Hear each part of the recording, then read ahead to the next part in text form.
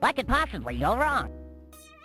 Alright there, you little demons. Jules here for WhatCulture.com. Back again with another episode of the awesomely named and author Lee hosted Choose Your Own Adventure, the weekly medieval themed format where I, the crown jewels of WhatCulture.com, take a list chosen by you. Yes, you, the person who is absolutely jet lagged. I've just arrived back from GDC in San Francisco. It was one of the best experiences in my work career and personal life as well. Loved that city, had an amazing time, and the best part of it all is I managed to get a few days extra on the end, so I turned it into a little cheeky holiday. And I got to see everything. Oh, I saw a bison, mate. I went right up to it. Well, as much as the fence would allow me to. And I was like, what the freak are you?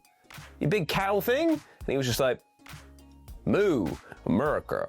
And stuff. It was a great time. It was a good time. Yes, you get to, the downside of it is I am deliriously tired right now, but that is usually going to mean a good episode for you guys here because I'm unhinged. Yes, you get to decide what list I dole out to you each and every week. And this week we have done other thank then. Can you play an American-ish version of this? I feel like all America at the moment. That'd be great. Kane Aquino for their suggestion of terrible box arts that actually made you avoid amazing games. And this is the thing, we're told by all aspects of society to not judge a book by its cover, but sometimes we do judge video game box arts by theirs. And that means that we've missed out on some pretty amazing experiences because the ones that we're about to show you today, well, they are stanky. They're gross, my friends. To look at, you go, ooh, I want to slot that away and never see of it again. But the disc that is within that little horrible prison, that little gremlin prison, stuff of legends, mate. So let's talk about them, shall we? Yes, because this intro's gone on for way too long as it is already. As I'm Jules, this is WhatCulture.com, and these are 8 terrible box arts that hid amazing video games. Number 8, Batman Arkham Asylum Game of the Year Edition. Now, Batman Arkham Asylum's infamous Game of the Year Edition box art is so cluttered and busy that it deals debilitating mental damage to anyone who stares at it for more than 3 seconds. It's like that scene out of Sherlock Holmes.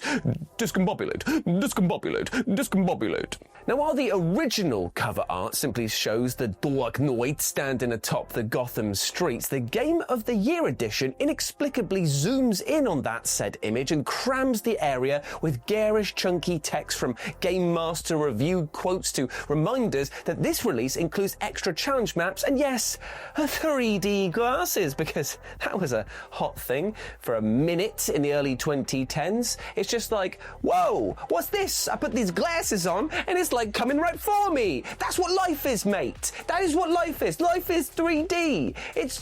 Life is coming at you already, mate. You don't need the glasses to tell you that. In fact, the only thing the glasses are going to do, if they are prescription, is let you see it clearer. The fist of life coming right for your face. The irony is that despite the Game of the Year branding implying a certain level of excellence here, this ultra-tacky cover design makes it feel like anything but a prestige release. Rocksteady didn't even learn their lesson from the vocal fan outcry though, because the Game of the Year edition for follow-up Arkham City was even worse, packed with so many in-your-face critical pull quotes that it legit looks like a magazine advert for the game over an actual piece of box art. But at least by then we knew kind of what the deal was. We'd get absolute dog box art, but we'd get an absolute wonder of a game within that horror. Number 7, Castlevania Dawn of Sorrow, Konami's Best Edition. Right, okay, so this box art might actually look like a Photoshop, but it is not a joke. This is not a joke because I'm not f***ing laughing. When Konami opted to re-release Castlevania Dawn of Sorrow as part of their coveted Konami's Best range, rather than simply just reprint the original cover art with Konami's Best banner on the top, they decided to include the full box art, Nintendo DS banner and all, inside of the box art window. There's many such cases of busy box art in gaming, such as the special edition of Devil May Cry 5 or Bubsy's Fractured Furry Tales, but this one is next level stuff. It's honestly tough to pass what the logic even is here. I mean, it's not uncommon for discounted re-release versions of games to have ugly cover art, as if it's like passively aggressively shaming those who bought it much later, but this goes beyond the f***ing pale, mate. I'm pale because the blood has rushed to my fists because I want to fight whoever did this. That, and I'm probably low on iron. Why isn't I've gone to Dr. Statham levels of annoyance? Why has the Castlevania box art not even filling the space? Why is it angled? Why are the Nintendo DS, ESRB ratings and Konami logos included twice? I shouldn't be getting this angry this early in the morning. It's not good for me. At least I guess this one is absurd enough to be funny, unlike most of the other car crashes on this list. Number 6. Doom. 2016, or as we like to call it here, Boon. The Boon Slayer's back again. By the way, probably the best recent unhinged skit that we've done recently. The Boon Slayer is my favourite new character. Sorry, Big Pidge. Whoa. Good to see ya. Don't get jealous now. He ain't coming for the crown. That's yours. But the Boon Slayer is fantastic. Now, 2016's Doom reboot already had a ton of things going against it, what with the less than stellar pre-release impressions and also Bethesda's weird decision to withhold review copies from the press until release day. And usually that's an indication of a stinker. But perhaps worse still, they gave the game the most generic action game box art imaginable. Our main character standing in a random void head-on holding a gun. And then it's got the game's logo just splashed over the top. It just looks so half-arsed, except at the same time being full-arsed because it looks like Bethesda is mooning you right now. These days, it probably wouldn't be surprising if somebody came out and said that was like AI, just unfussed AI, all of that. But back in 2016, it was just kind of like an attitude of let's just appeal to the dude bro gamers as aggressively as possible, while totally ignoring that it's both set in Mars and hell. Show us these things on the box art, please. Now, ultimately, Doom 2016 released to rave reviews and proved to be a successful reinvention of the series, but still, at this point in time, seeing this for the first time, you're just like, Tim Allen. But what was quite a nice little touch, though, is that if you did buy the game, you'd find that actually there was a reversible cover that actually was so much better. I don't know why they chose to put the worst version as the front-facing one.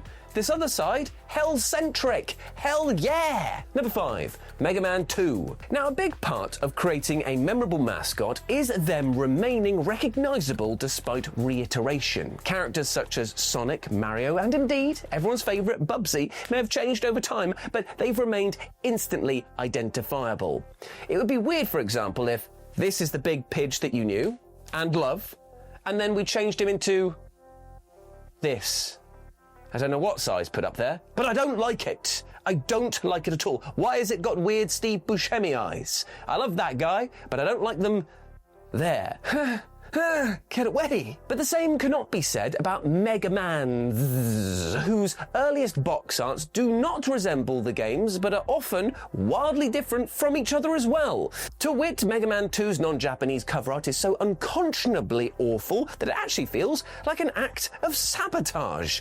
Though the Japanese cover actually features Mega Man, as we all know and love him, the North American box art inexplicably features an excessively thick boy drawing of Mega Man firing off a pistol rather than his signature Mega Buster. He's just like, ooh, sorry mate, I don't want this amazing piece of sci-fi weaponry. Pass me the Glock. He's probably watching Gunny and the Man, to be fair. Well, I can't blame him. According to the cover's illustrator, Mark Erickson, this occurred because Capcom simply told him to draw Mega Man with a pistol and provided no further guidance. Okay then, but the North American cover seems positively on the money compared to the utterly deranged European art, which is here. What? Wholly inaccurate outfit, cheap tinfoil aesthetic right here, and presents enemies and locations that have nothing to do with the game at all. It is painful to look at, and it's so wrong. Just every fibre of my being is screaming out against it.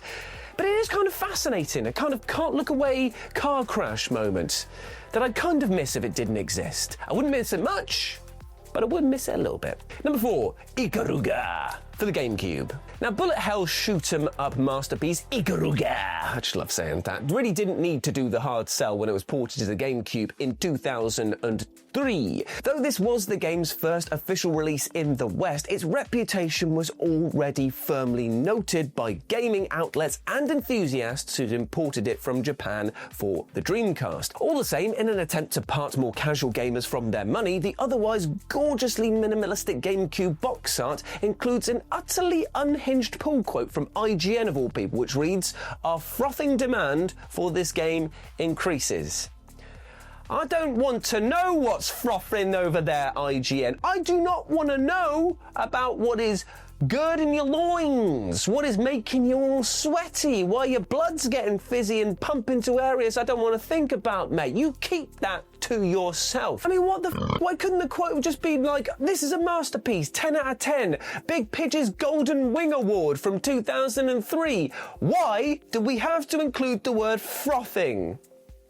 I'm just upset, man. I don't like that word.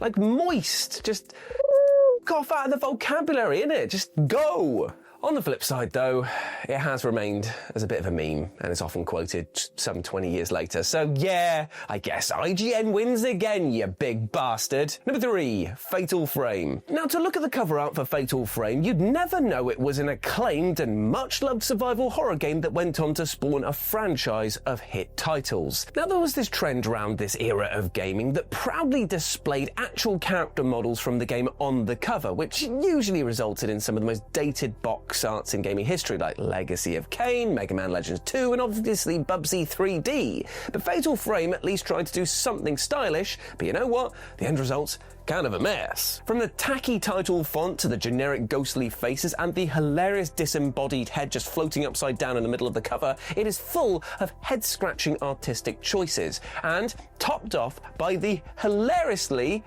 based on a true story subtitle. Everything about this makes it look like an awful low-budget horror movie, and to make matters worse, the game's protagonist, Miku, isn't even featured on the bloody cover, possibly as a result of early 2000s casual sexism, namely because it was the belief that this game wouldn't be for girls. That is what they said about this game.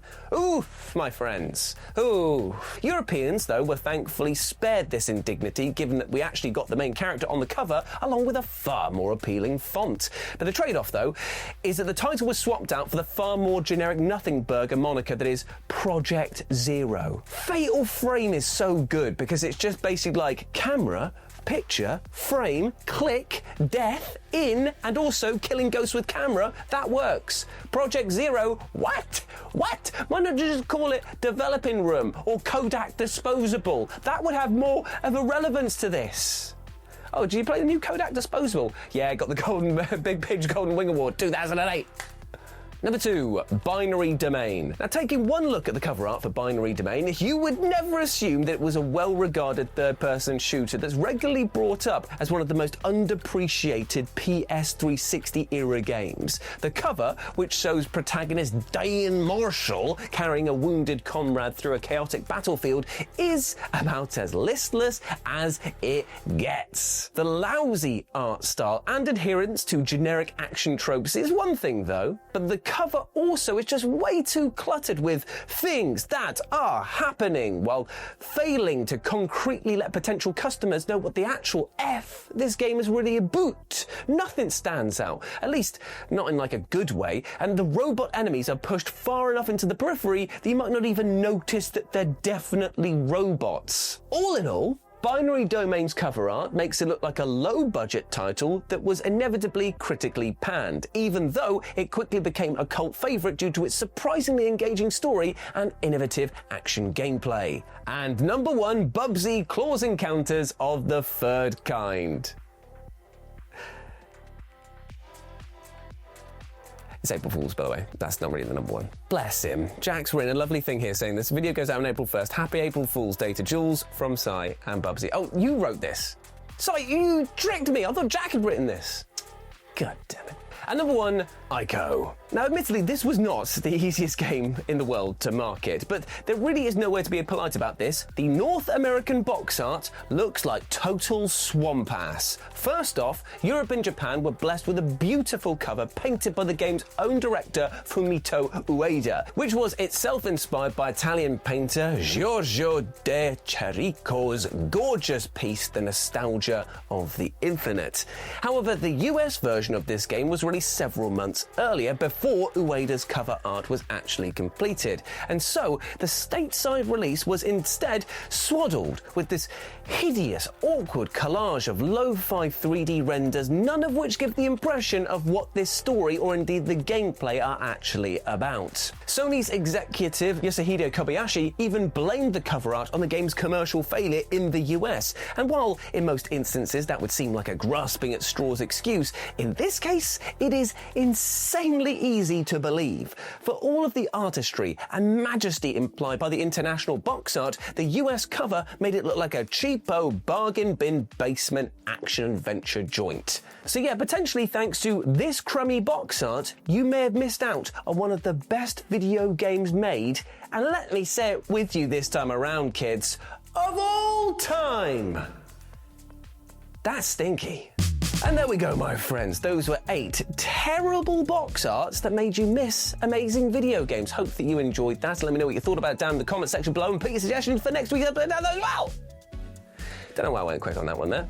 And now wasted time with the explanation of it. Let me know what you thought about it down below. Thank you very much. And if you want to chat to me on the social medias, you can do so by going over to Blue Sky, where I'm at RetroJ, but the O is a 0, and you can follow my lovely and very patient editor, Sai, over on her social medias over here as well. But before I go, my friends, I want to say one thing. It's kind of a repeat of the last time that we spoke about box arts, but because of the fact that we've spoken about terrible box arts right there, I just want to say, my friends, try not to judge a book by its cover in real life as well. Try to take a look beyond the skin deep and appreciate things, aspects, and people for what they are rather than potentially what they present themselves to be. Because you know what? Sometimes we can make mistakes. We can look at situations and people and start thinking to ourselves, we know what they're about. But trust me, there's a lot going on under the surface. People may be hurting and presenting a more sort of positive front. People may need help, but might need that little bit of pushing to break through that veneer. So just remember, you can ask for help, you're not alone,